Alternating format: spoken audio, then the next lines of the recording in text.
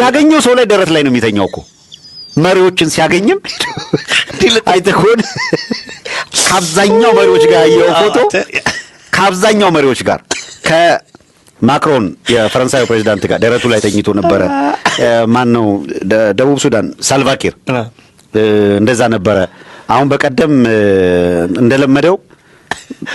ኤርዶጋን የቱርኩ ፕሬዚዳንት ጋር ሊተኛ ሲመጣ በሩቅ ያዘው የመሬት ጠብተን የመጣው ሲፍተካ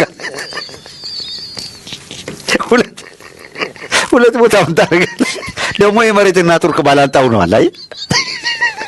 የመሬት ይነጥት ልጅ ነው ብሎ ጠብቶ መጥቶ እንደገና ቱርክ ሊተኛ አለ። አይ ቱርኮች አይ አይሆን በእኛ ባላይ ፈክ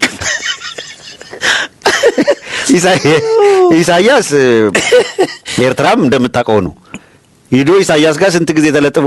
ለሱ ቀለበት ካላረኩ ሁሉ እሪ ግብግብ በሰው ቤት እና እስቲ የኬንያው ሩቶ ግን ከፎት ነበር መሰለኝና ቀለበት ላርግልህ ሲል እኮ ብዙ ጊዜ በጣም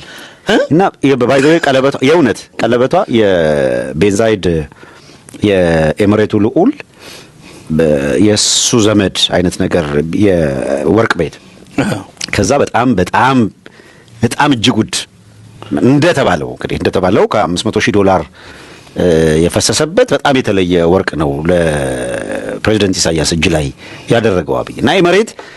የቀለበቱን ላዋታለች ምን እንደሆነ ፍላጎታቸው ግራን የሚገባ የመሬቶቹ የሄዱበት መንገድ የእውነት በጣም የሚገርም ነውና እንግዲህ ኢሳያስን ብልጥ ነው ሁኔታዎቹን አይታየት አድርጎ ወይ ወደ ቀይ ባህር ወረወራት ዲያችን ቀለበት አብይ አሰብ ካሊልኩ የሚለው ያችን ቀለበት ሊፈልግ ነው እንዴ? ብርሃኑም ውሃ ስታገኙ ተዘጋጁ ዳይቭ ነው የምትገቡት ብሏል።